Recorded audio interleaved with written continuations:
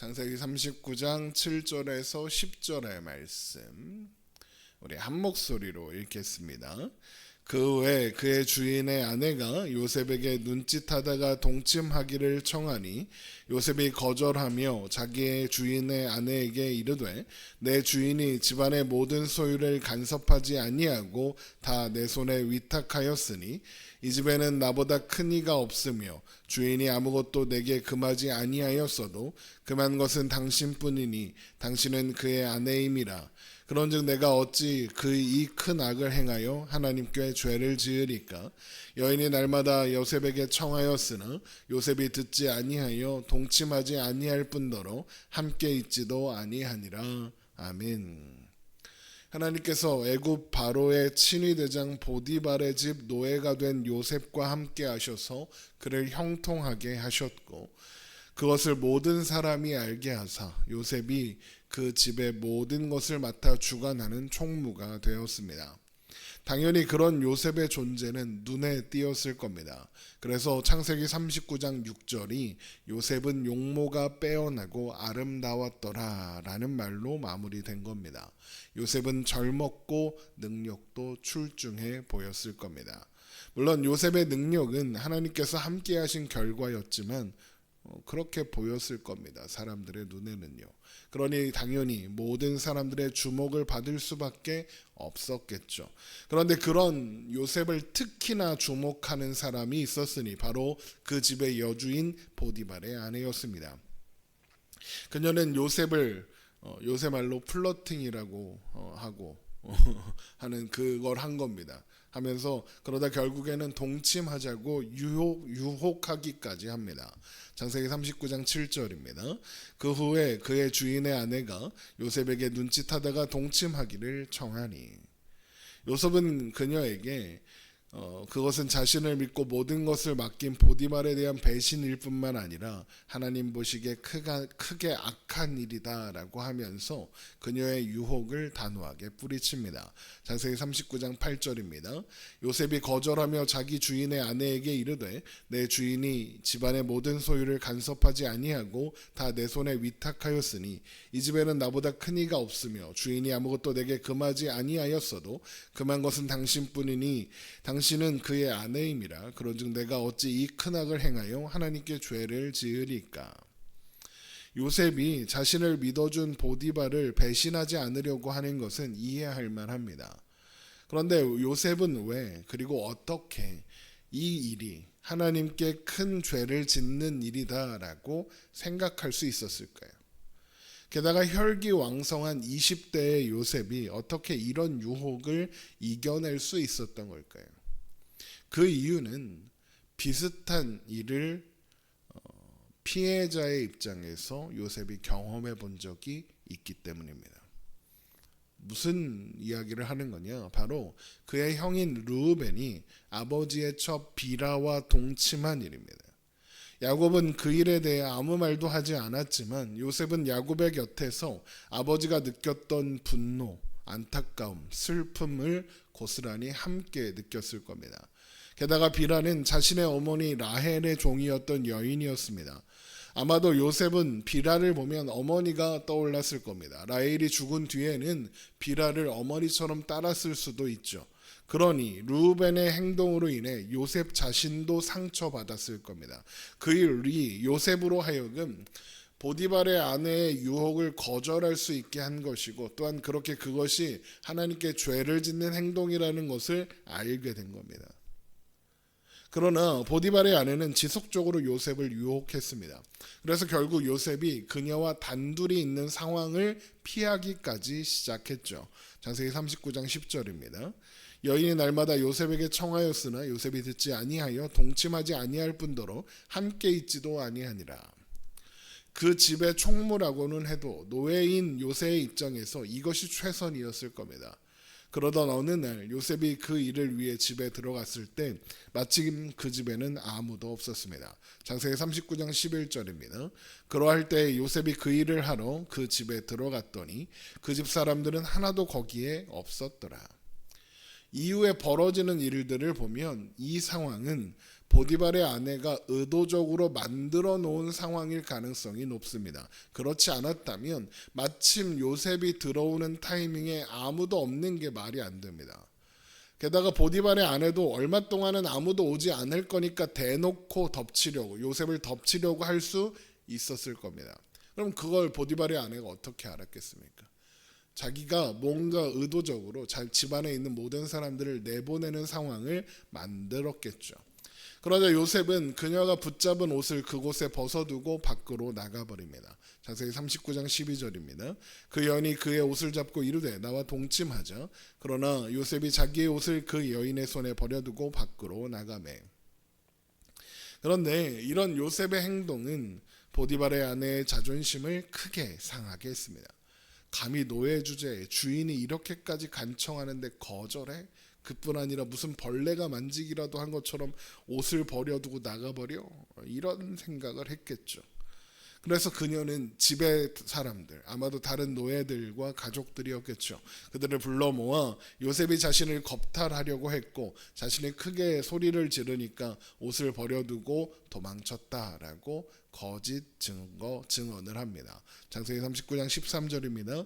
그 여인이 요셉이 그의 옷을 자기 손에 버려두고 도망하여 나감을 보고 그 여인의 집 사람들을 불러서 그들에게 이르되 보라 주인이 히브리 사람을 우리에게 데려다가 우리를 희롱하게 하는도다. 그가 나와 동침하고자 내게로 들어오므로 내가 크게 소리 질렀더니 그가 나의 소리 질러 부름을 듣고 그의 옷을 내게 버려두고 도망하여 나갔느니라 하고. 보디발의 아내는 왜 이를 남편에게 먼저 알리지 않고 먼저 그 집 사람들을 불러 모아 이런 말을 하는 거겠습니까? 여론과 증인을 만들기 위해서입니다. 보디발이 돌아오면 그렇게 말하라고 요구하는 거죠. 왜 이런 일이 필요했겠습니까? 여주인이 그렇게까지 대놓고 요셉을 유혹했는데 다른 노예들이라고 그걸 몰랐겠습니까? 대놓고 말하지는 않아도 다들 알고 있었을 겁니다. 지금 여주인이 요셉을 꼬시고 있다. 그러니 입단속을 시키는 겁니다. 게다가 그 일이 언제 일어났습니까? 그녀가 집을 비우게 한 뒤에 일어난 일이었습니다. 그러니까 정황상 그 집의 사람들은 다 알았을 거라는 겁니다. 그녀가 요셉을 또 유혹했고 요셉은 그걸 피해 도망쳤구나라고 다 생각할 수 있는 겁니다. 그래서 미리 집안 사람들의 입단속을 하는 겁니다. 그래야 자신이 안전하니까요. 그리고는 보디발이 들어오자 요셉이 자신을 희롱했다며 요셉을 고발합니다. 창세기 39장 16절입니다. 그의 옷을 곁에 두고 자기 주인이 집으로 돌아오기를 기다려 이 말로 그에게 말하여 이르되 당신이 우리에게 데려온 히브리 종이 나를 희롱하려고 내게로 들어왔으므로 내가 소리질러 불렀더니 그가 그의 옷을 내게 버려두고 밖으로 도망하여 나갔나이다. 그 이야기를 들은 보디발은 심히 노하여 요셉을 옥에 가두니 그 옥은 왕의 죄수를 가두는 곳이었습니다. 창세기 39장 19절입니다. 그의 주인이 자기 아내가 자기에게 이르기를 당신의 종이 내게 이같이 행하였다 하는 말을 듣고 심히 노한지라. 이에 요셉의 주인이 그를 잡아 옥에 가두니 그 옥은 왕의 죄수를 가두는 곳이었더라. 요셉이 옥에 갇혔으나. 이것을 그냥 별 생각 없이 보면 보디발의 아내가 꾸민 계략이 성공했고 보디발은 그 계략에 순진하게 넘어가 요셉을 감옥에 가둔 것처럼 보일 겁니다.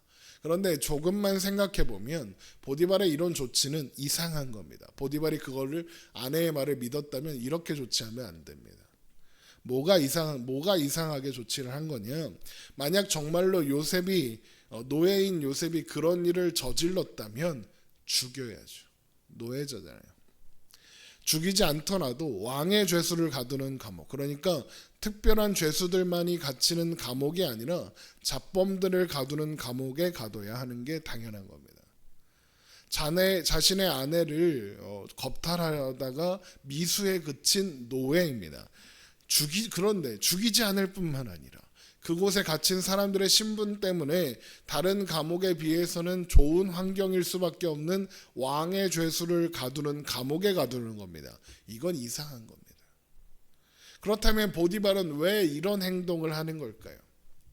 보디발도 아내가 하는 말을 사실이라고 믿지 않았던 겁니다.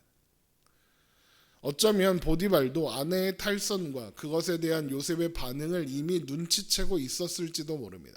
정확히 알 수는 없지만 제가 보기에 거의 99% 그랬던 것 같습니다. 그러나 체면 때문에 어찌하지 못하다가 이런 일이까지 벌어지게 된 거죠. 그러니까 보디발은 그의 아내가 요셉에게 누명을 씌운다는 것을 알고 있었을 거라는 겁니다. 그러나 그렇다고 해서 그냥 요셉을 무죄로 하고 그냥 집에 두기에는 부담스러울 수밖에 없었습니다. 그래서 죽이거나 일반 감옥에 보내는 게 아니라 왕의 죄수들을 가두는 감옥, 언제 방면되어 왕의 측근으로 돌아갈지 모르는 사람들이 갇혀 있어서 간수들도 죄수들을 함부로 대하지 않고 잘 대우해주는 환경도 잘 대해주는 환경이고 여러 가지 상황이 나쁘지 않은 감옥으로 보내는 겁니다. 그러니까 보디발은 나름대로 요셉을 배려해 주는 겁니다. 게다가 그 감옥이 보디발의 집에 있습니다. 그러니까 보디발이 그 감옥을 관리하는 그런 역할을 하고 있는 거죠. 그러니까 자신의 관리 아래 요셉을 두는 겁니다. 그렇게 요셉의 감옥에서의 생활이 시작되는 거죠. 그런데 요셉이 한숨 돌리고 나니 그래서 살만해지니 또 문제가 생긴 겁니다. 그 문제 속에서 요셉은 지혜롭게 행동했습니다. 여주인의 유혹에 넘어가지 않았고 죄를 짓지 않았습니다. 그런데 그런 요셉의 실력이 어디서 생겼다고요? 그가 살아온 시간을 통해서 하나님께서 그를 인도해 오신 시간을 통해서 생긴 겁니다.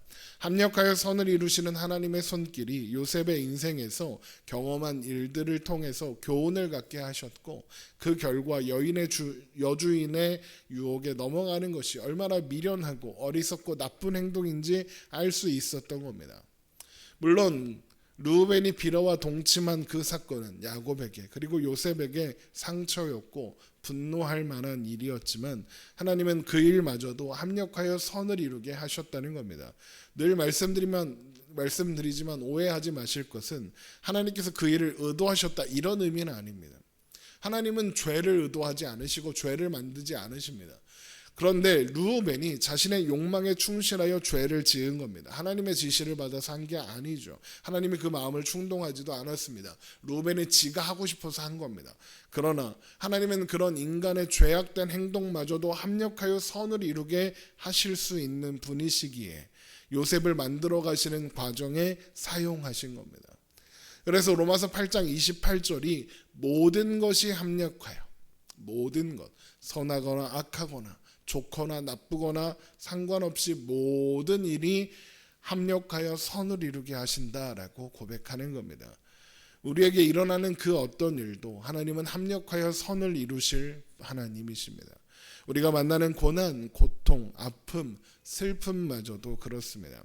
우리는 우리 삶 어느 순간도 혼자가 아닙니다. 하나님이 우리와 함께 계시며 그 모든 순간들을 우리의 어리석음과 미련함마저도 합력하여 선을 이루게 하실 겁니다. 그런 하나님이 우리 하나님이십니다. 기도하겠습니다.